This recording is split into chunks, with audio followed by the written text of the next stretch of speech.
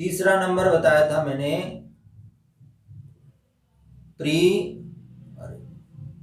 परिमाणवाचक विशेषण। परिमाणवाचक विशेषण। अब इसके अंदर क्या होता है, देखिए प्यारे बच्चों ध्यान से सुनना इस चीज को कि इसके अंदर संज्ञा या सर्वनाम की मात्रा की बात की जाती है। मात्रा का बोध होता है। संज्ञा या सर्वनाम की उसकी मात्रा का बोध होता है, यानी कि उसकी क्वांटिटी का बोध होता है, न कि नंबर का। देखिए जैसे 5 किलो, ठीक है। अब 5 किलो गेहूं, 10 किलो आम, 5 लीटर पेट्रोल, कुछ मीटर कपड़ा, थोड़ी सी चीनी, 100 ग्राम गुड़, ठीक है। कुछ लीटर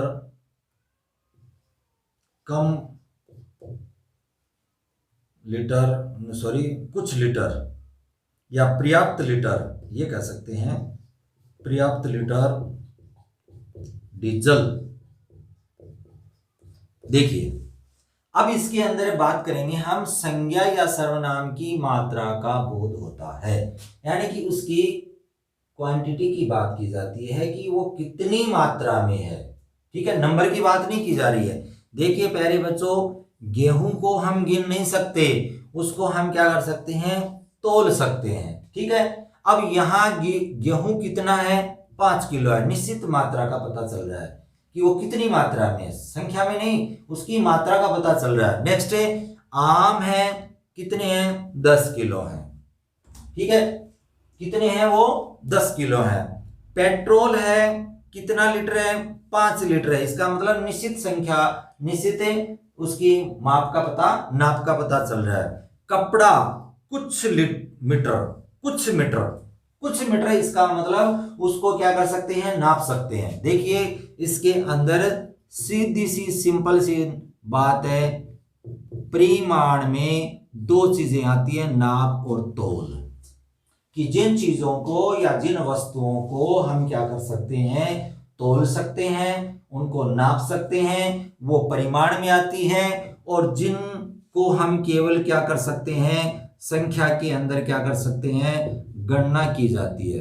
दोनों के अंदर यही डिफरेंस है प्यारे बच्चों, कि जहां पर गणना है इसका मतलब संख्यावाचक है, जहां पर नाप तोल है इसका मतलब उसके अंदर परिमाण वाचक है। थोड़ा सा इस कंफ्यूजन को मैं बाद में भी दूर करूंगा। तो देखिए थोड़ी सी चीनी, अब इस चीनी को क्या कर सकते हैं, हम तोल सकते हैं कि वो कितनी ग्राम है, ठीक है।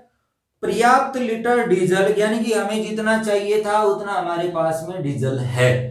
तो पर्याप्त, थोड़ी सी और कुछ, ये चीजें क्या कर रही हैं, हमें इशारा किसकी तरफ कर रही हैं, कि निश्चित मात्रा का पता नहीं चल रहा है, ठीक है। नेक्स्ट 2 चीजें ऊपर, 3 चीजें ये हैं कि 5 किलो गेहूं, 10 किलो आम और 5 लीटर पेट्रोल और 100 ग्राम गुड़। अब इनकी क्या पता चल रहा है, इनके बारे में हमें यह पता चल रहा है इनकी मात्रा का, कि गेहूं कितना है, वो 5 किलो है, फिक्स है। आम कितने हैं, 10 किलो। पेट्रोल कितने हैं, कितना लीटर है, 5 लीटर। गुड़ कितना ग्राम है, 100 ग्राम। तो इसका मतलब जहां पर निश्चित मात्रा का पता चले वो होता है निश्चित परिमाणवाचक। इसके भी 2 भेद हैं, ठीक है। जैसे संख्यावाचक के दो भेद थे, निश्चित संख्यावाचक है, अनिश्चित संख्यावाचक, तो वैसे ही परिमाण के भी दो भेद होते हैं। पहला होता है निश्चित, यानी कि जिस संज्ञा सर्वनाम की मात्रा का निश्चित मात्रा का पता चले वो क्या कहलाते हैं, निश्चित परिमाणवाचक। जैसे 5 किलो गेहूं, इसकी हमें क्वांटिटी के बारे में पता लग गया कि वो कितनी में है, उसकी मात्रा के बारे में पता लग गया। नेक्स्ट है आम है, वो कितनी मात्रा में है, 10 किलोग्राम है, ठीक है। फिर पेट्रोल कितना है, 5 लीटर है। तो जिनको नापा जा सके, जिनको तौला जा सके और वो निश्चित मात्रा में है, तो इसका मतलब वो क्या है, निश्चित परिमाणवाचक में आएंगे। नेक्स्ट बात करेंगे, जैसे कपड़ा है कुछ मीटर है, अब कितना मीटर है हमें कुछ पता नहीं है, निश्चित मात्रा का पता नहीं है, उसका नाप का हमें निश्चित पता नहीं है, ठीक है। फिर निश्चय चीनी थोड़ी सी है, तो अब वो कितनी ग्राम है, कितनी किलो है, उसके बारे में हमें पता नहीं है। फिर है पर्याप्त लीटर डीजल, अब पर्याप्त लीटर है लेकिन कितना लीटर है वो हमें पता नहीं है। तो ऐसी दशा में अगर किसी संज्ञा या सर्वनाम की निश्चित मात्रा का बोध न हो, उसको बोलते हैं अनिश्चित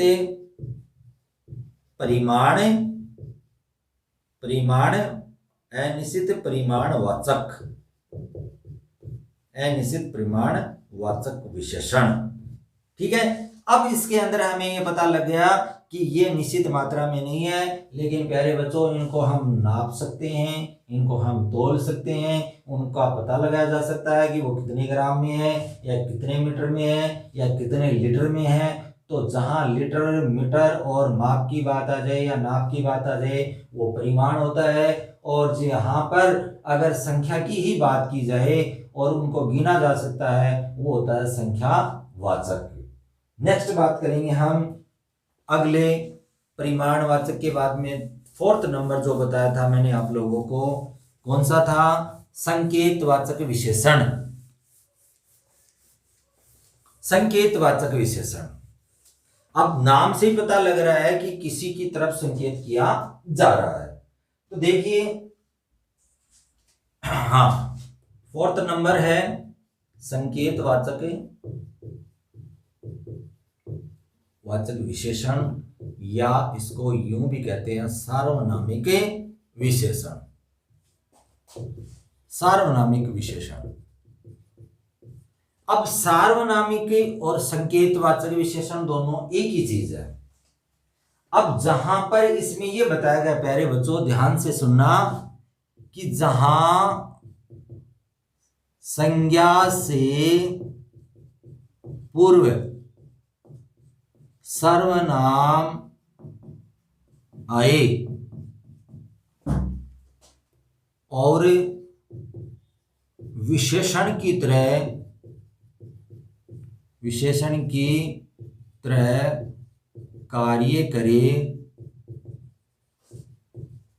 तो वह क्या हो जाता है, सार्वनामिक विशेषण हो जाता है। यानी कि संज्ञा से पहले क्या आएगा, सर्वनाम आएगा।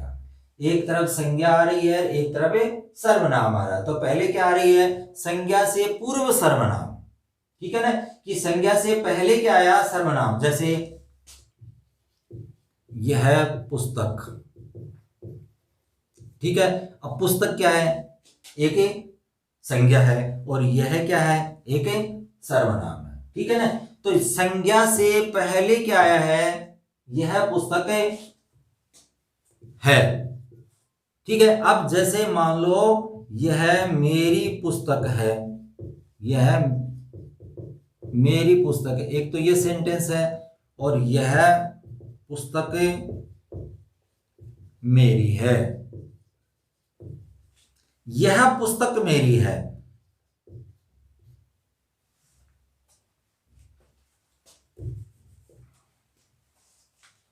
वह बगीचा है, अब वह बगीचा है, अब वह और बगीचा स्थान, ठीक है। अब इसके बारे में और इसके बारे में अगर हम चर्चा करेंगे तो दोनों के अंदर हम देख रहे हैं कि संज्ञा आ रही है, और इससे पहले क्या आ रहा है, यह वह क्या आ रहा है, एक सर्वनाम आ रहा है। इसका मतलब इसके अंतर्गत क्या है, सार्वनामिक विशेषण है। ठीक है, अब यह मेरी पुस्तक है, इसका मतलब इसके अंदर क्या है, केवल सर्वनाम है। तो प्यारे बच्चों, एक बात और विशेष मैं बताना चाहूंगा कि संज्ञा के स्थान पर जो शब्द आते हैं उनको हम क्या कहते हैं, सर्वनाम कहते हैं। जो शब्द संज्ञा के स्थान पर आते हैं वो क्या कहलाते हैं, सर्वनाम कहलाते हैं। लेकिन अगर संज्ञा से पूर्व आते हैं तो वो सार्वनामिक विशेषण कहलाते हैं। ध्यान से देखिए कि जो शब्द संज्ञा शब्द के पूर्व लगकर उनकी विशेषता बताते हैं उन्हें सार्वनामिक विशेषण कहते हैं। वह लड़की कवित्री है, वह लड़की कवित्री है। अब देखिए वह लड़की, इसका मतलब इसके अंदर क्या रहा है, वह पहले सर्वनाम है, उसके बाद में क्या रहा है, संज्ञा। तो संज्ञा से पूर्व क्या है, एक सर्वनाम, संज्ञा से पूर्व क्या है, सर्वनाम आए तो क्या बन जाता है, विशेषण की तरह कार्य करे तो वो क्या बन जाता है, सार्वनामिक या संकेतवाचक विशेषण होता है। नेक्स्ट बात करेंगे, वह महिला मेरी अध्यापिका है। वह महिला, अब वह महिला, अब महिला क्या है, जातिवाचक है, ये भी जातिवाचक है। वह महिला मेरी अध्यापिका है, कि वह महिला मेरी अध्यापिका है। तो यह बस्ता, यह घर राधा का है। तो यह घर, तो घर एक क्या है, जातिवाचक। तो इसका मतलब यह वह, ये क्या है, सर्वनाम है। इधर दोनों की तरफ देखें तो संज्ञा है। तो संज्ञा से अगर पूर्व क्या है, सर्वनाम आए तो वो क्या कहलाते हैं, सार्वनामिक विशेषण कहलाते हैं। यानी कि संज्ञा की तरफ वो इशारा करते हैं। तो ये तो थी बात सर्वनाम और सार्वनामिक की। तो इस प्रकार से आपने देखा कि संज्ञा से पूर्व अगर सर्वनाम आए तो वो क्या कहलाता है, सार्वनामिक। अगर संज्ञा के स्थान पर अगर वो शब्द आए तो वो क्या कहलाता है, सर्वनाम। तो ये दोनों में थोड़ा सा अंतर है। ध्यान दीजिए कि संज्ञा से पहले अगर सर्वनाम आता है तो वो क्या कहलाता है, सार्वनामिक विशेषण। और अगर संज्ञा के स्थान पर अगर कोई शब्द आता है तो उसको हम कहते हैं, क्या कहते हैं, उसको कहते हैं सर्वनाम। अर्थात संज्ञा के स्थान पर जो शब्द प्रयोग किए जाते हैं उन्हें हम क्या कहते हैं, सर्वनाम। अब जैसे वह आज मुंबई जा रही है। अब वह आज मुंबई जा रही है। अब वह आज मुंबई जा रही, तो अब वह है वो क्या है, एक सर्वनाम है। हमें सीधा सा पता लग रहा है कि वह क्या है, एक सर्वनाम है। और वह लड़की क्या है, वह लड़की धाविका है। ठीक है, या वह लड़की है। तो वह लड़की है, इसका मतलब वह के सर्वनाम है और उसके बाद में क्या आ रहा है, संज्ञा आ रही है। तो इसका मतलब ये क्या है, सार्वनामिक है।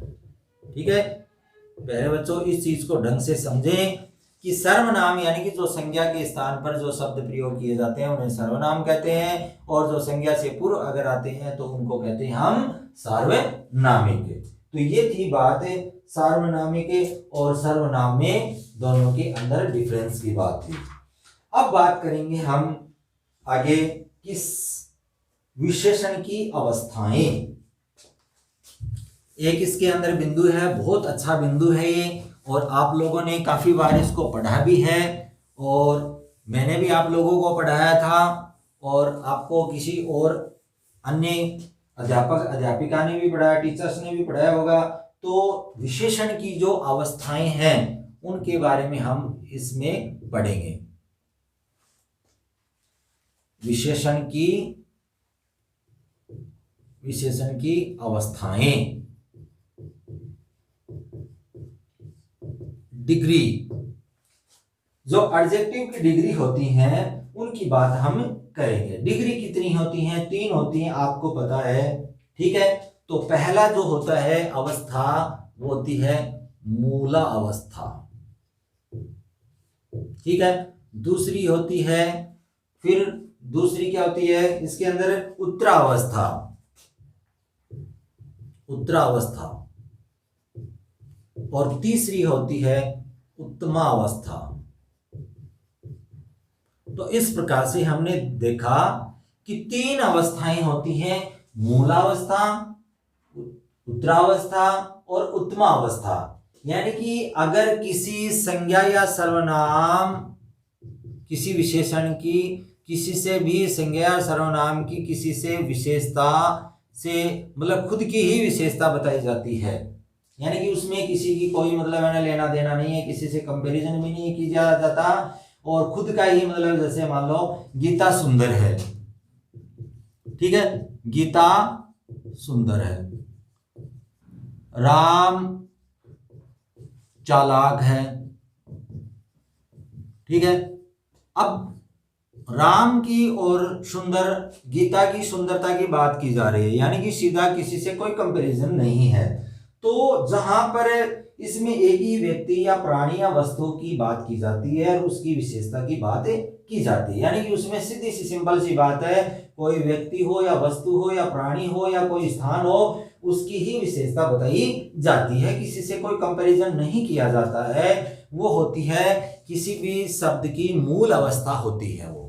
तो जैसे मान लो गीता है, इसमें संज्ञा है, राम है, क्या है, संज्ञा है। अब वह, ठीक है, वह मोटा है, वह मोटा है। अब इसके अंदर वह क्या है, सर्वनाम, और उसकी क्या है, विशेषता मोटापन है, ठीक है। अब इसके अंदर क्या है, ये मूल अवस्था है, इसको कहते हैं हम मूल अवस्था। नेक्स्ट बात करेंगे कि जहां पर किसी दो व्यक्तियों या प्राणियों या स्थानों में क्या किया जाता है, तुलना की जाती है, कंपैरिजन किया जाता है, तुलना की जाती है कि एक को कम बताया जाता है और एक को अधिक बताया जाता है, ठीक है ना। तो वहां क्या होता है, उस अवस्था को क्या कहते हैं, उत्तरावस्था कहते हैं। जैसे गीता सीता से सुंदर है। अब गीता है वो सीता से सुंदर है, यानी कि सीता कम है, ठीक है ना। अब इसके अंदर गीता है वो सीता से सुंदर है, अर्थात सीता है वो कम सुंदर है और गीता अधिक सुंदर है। नेक्स्ट, राम श्याम से चालाक है। राम श्याम से चालाक है, यानी कि श्याम बेचारा क्या है, कम चालाक है, चालाक तो है लेकिन वो क्या है, राम से अधिक नहीं है, वो उससे क्या है, कम है। तो कहने का मतलब जहां पर दो व्यक्तियों की या दो वस्तुओं की या दो प्राणियों की या दो स्थानों की अगर चर्चा, उसमें दोनों में कंपैरिजन किया जाता है, तुलना की जाती है, तो उस स्थिति में उस अवस्था को क्या कहते हैं, उत्तरावस्था कहते हैं। और इसमें हम क्या करते हैं, किसी भी शब्द के आगे तर लगाते हैं, तर लगाते ही उस अवस्था का क्या हो जाता है, मूल अवस्था से वो क्या बच जाती है, उत्तरावस्था में परिवर्तित हो जाती है, जो नेक्स्ट हम पढ़ेंगे आगे। नेक्स्ट है उत्तमा अवस्था, यानी कि दो व्यक्ति हो या कोई प्राणी हो या कोई स्थान हो, उनमें से नहीं, वो सब में से बेटर है। जैसे मान लो है ना, गीता सबसे सुंदर है, सबसे सुंदर है, इसका मतलब गीता की बात हम क्या कर रहे हैं, सबसे सुंदर की बात कर रहे हैं, यानी कि उससे कोई सुंदर अधिक है ही नहीं, ठीक है। नेक्स्ट है, अगर दूसरा उदाहरण लें कि राम सबसे चालाक है, राम सबसे चालाक है, यानी कि सब जितने भी व्यक्ति हैं उनसे सबसे क्या है, राम चालाक है। तो कहने का मतलब यही है प्यारे बच्चों, जहां पर उस व्यक्ति की सबसे तुलना या सबसे उसमें कम गुण या दोष दिखाया जाता है, या तो उसको उसके गुण को एकदम मतलब है ना बहुत ही अधिक बताया जाता है या उसमें कम बताया जाता है, उस अवस्था में, उस अवस्था को हम क्या कहते हैं, उत्तमा अवस्था कहते हैं। और इस अवस्था को बनाने के लिए हम क्या लगाते हैं, किसी भी विशेषण के आगे उसका तम लगा देते हैं। तो इस प्रकार से 3 डिग्री हो गई और 3 अवस्थाएं होगी, मूल अवस्था, उत्तरावस्था और उत्तमावस्था। जैसे श्रेष्ठ शब्द है, श्रेष्ठ, ये मूल अवस्था है, ठीक है। अब मूल से बाद में इसकी क्या बनाएंगे, उत्तर अवस्था बताएंगे, तो श्रेष्ठतर, ठीक है, श्रेष्ठतर। अब इसकी उत्तम अवस्था बनाएंगे तो ये क्या हो जाएगा, श्रेष्ठतम। ये अवस्थाएं हो गई 3, यानी कि श्रेष्ठ, श्रेष्ठतर और श्रेष्ठतम। जो हिंदी के जो तत्सम शब्द होते हैं संस्कृत वाले, उनका क्या किया जाता है, वो विशेषण होते हैं, उनकी हम क्या करते हैं, अवस्थाएं बदलते हैं। तो यहां पर कुछ ऐसे ही उदाहरण हैं, जैसे निम्न शब्द है तो क्या हो जाएगा, निम्नतर, ठीक है, और निम्नतम, निम्नतम, ये इस प्रकार से। प्रौढ़, प्रौढ़ शब्द है तो प्रौढ़तर, ठीक है, और प्रौढ़तम, प्रौढ़तम, इस प्रकार से ये क्या बनती है, इनकी डिग्री बनती है और ये अवस्थाएं बनती है। आपकी बुक में बहुत सारे मतलब ना उदाहरण दिए गए हैं प्यारे बच्चों, उनको आप रीड करना और उनकी अवस्थाओं को आप पढ़ना और उनको याद करना। और ये थी हमारी अवस्थाओं के बारे में जानकारी। नेक्स्ट अगर हम बात करेंगे अब एक चीज और, कि कुछ विशेषण का परिवर्तन भी होता है। विशेषण में परिवर्तन होता है और वो 3 कारणों से होता है, 3 कारणों से, यानी कि विशेषण की जो रूपों में, विशेषण के रूपों में परिवर्तन होता है। ये एक इसमें बिंदु दिया गया है, विशेषण के रूपों में परिवर्तन।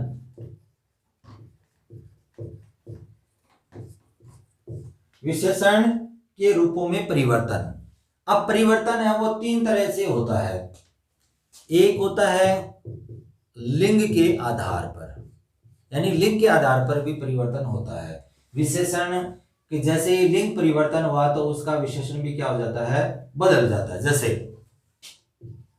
काला घोड़ा, अब घोड़ा क्या है, पुल्लिंग है, ठीक है।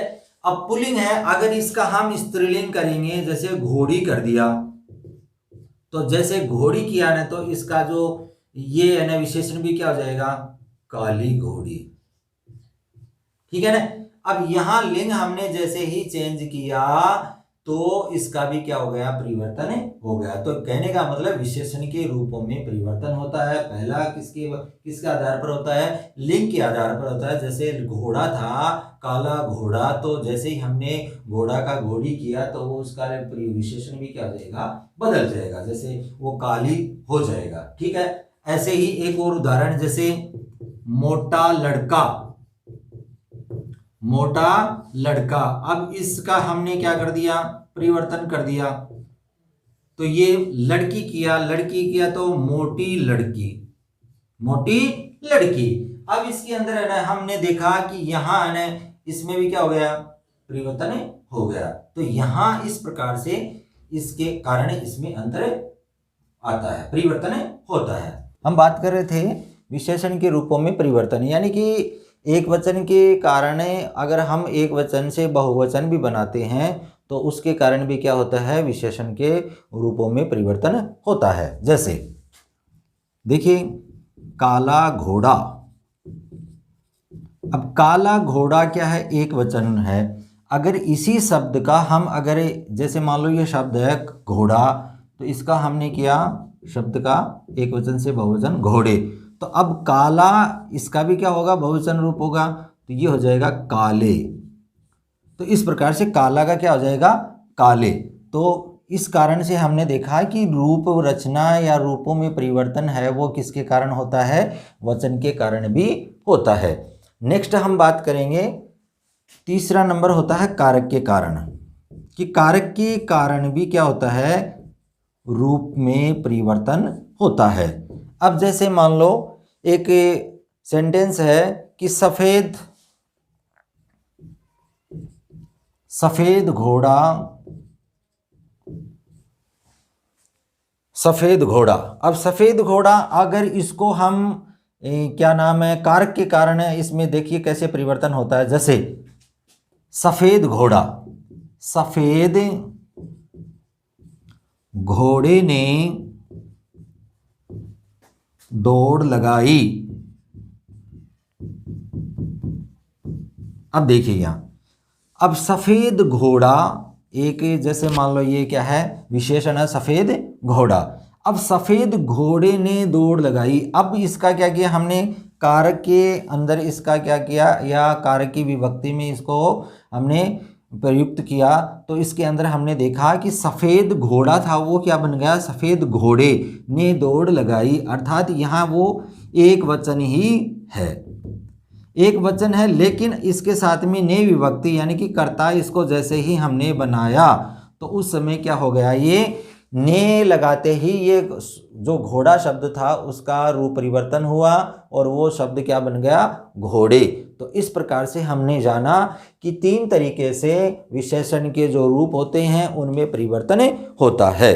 तो पहला हमने लिंग के आधार पर जाना था, दूसरा हमने वचन के आधार पर जाना और तीसरा कारक के आधार पर। अर्थात 3 प्रकार से इनके कारण, 3 कारणों से और विशेषण के रूप में, रचना रूप में क्या होता है, परिवर्तन होता है। अब नेक्स्ट बात करेंगे हम कि विशेषण शब्दों की जो रचना होती है वो कितने प्रकार से हो सकती है। तो देखिए विशेषण की रचना या विशेषणों की रचना, विशेषणों की रचना। अब विशेषणों की रचना होती है वो 4 प्रकार से होती है। कितने प्रकार से, 4 प्रकार से होती है। पहला होता है संज्ञा शब्दों से, संज्ञा शब्दों से। संज्ञा शब्दों से भी क्या होता है, रूप रचना होती है। जैसे भूख शब्द है, भूख शब्द है, इसके आगे आ लगा दिया प्रत्यय, क्या बन गया, भूखा बन गया। क्या बन गया है, भूखा शब्द बन गया। ठीक है। फिर है प्यास शब्द है, प्यास, इसके आगे आ लगा दिया, क्या बन गया, प्यासा। ठीक है। फिर आदर शब्द है, इसके आगे ऐनीय शब्द लगा दिया, प्रत्यय लगा दिया, तो क्या बन गया, आदरणीय। ठीक है। फिर है सेना शब्द है, फिर इसके आगे लगा दिया एक, क्या बन गया, सैनिक। ठीक है। फिर झूठ शब्द है, इसके आगे लगा दिया आ, क्या बन गया, झूठा।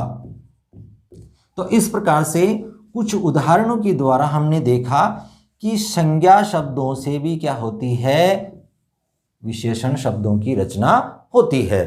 तो भूख से भूखा, प्यास से प्यासा, प्यास से प्यासा, आदर से आदरणीय, सेना से सैनिक, झूठ से झूठा। तो इस प्रकार से 4 प्रकार से। अब दूसरा आता है इसके अंतर्गत सर्वनाम से। सर्वनाम शब्दों से भी क्या होता है, विशेषणों की रचना होती है, सर्वनाम से भी होती है। जैसे मैं शब्द है, इसका मेरा या मुझसे। ठीक है।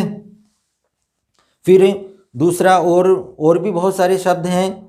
जैसे इसके अंतर्गत बता दिया है आपकी बुक के अंदर कि वह शब्द है, वैसा। जो शब्द है, जैसा। ठीक है। तो मैं से मेरा या मुझसे या मुझसा, वह से वैसा, और यह से ऐसा। तो ये क्या है, ये जो वैसा, जैसा, ऐसा, या ये जो शब्द बने हैं, तुमसे तुम्हारा, तुमसे क्या हो गया, तुम्हारा,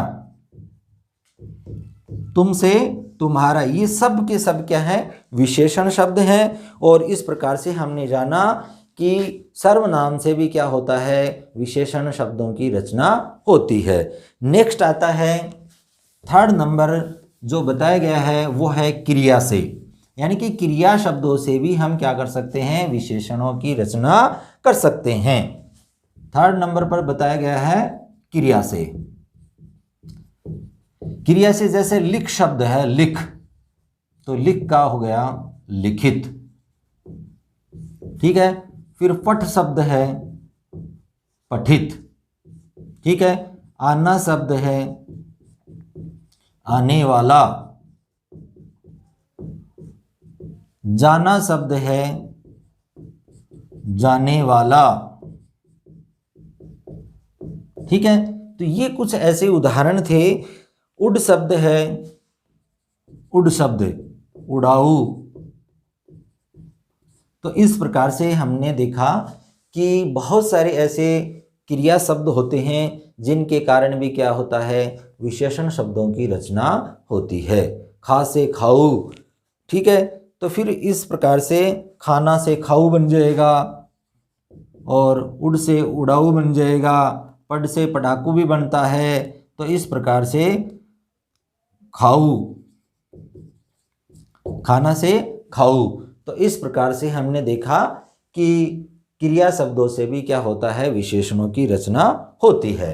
नेक्स्ट जो फोर्थ नंबर जो बताया गया है वो होता है अव्यय शब्दों से, कि अव्यय शब्दों से भी क्या होता है, विशेषणों की रचना होती है। तो नेक्स्ट देखिए, विशेषण जो किससे बनता है, वो बनता है अंतिम जो बताया गया है अव्यय शब्दों से। अव्यय शब्दों से जैसे नीचे शब्द है, नीचे एक स्थान बोधक है, तो क्या हो गया, निचला, ठीक है ना। फिर है ऊपर शब्द है, ऊपर शब्द है, इसका हो जाएगा ऊपरी, ठीक है। फिर अंदर शब्द है अंदरूनी, अंदरूनी। बाहरी शब्द, बाहर शब्द है बाहरी। भीतर शब्द है भीतरी। तो ये कुछ ऐसे अव्यय शब्द थे, नीचे, ऊपर, अंदर, बाहर, भीतर। ये ऐसे बहुत सारे अव्यय शब्द थे जिनसे भी क्या होता है, विशेषण शब्दों की रचना होती है। तो आज हमने प्यारे बच्चों विशेषण के बारे में जाना, उसके अंदर कैसे परिवर्तन होता है, किन कारणों से परिवर्तन होगा, लिंग के कारण, वचन के कारण और कारक के कारण परिवर्तन होता है, और उसके भेदों के बारे में हमने फुल अच्छे से जाना। तो अब मैं चाहता हूं कि जो भी चीज़ है वो आपको क्लियर नहीं हुई हो तो उसके बारे में आप अपनी बुक में पढ़े पहले, तो उस चीज़ को समझें, और उसके बाद में कोई चीज़ समझ में नहीं आती है तो बेझिझक वो मेरे से संपर्क करें। जय हिंद, जय भारत।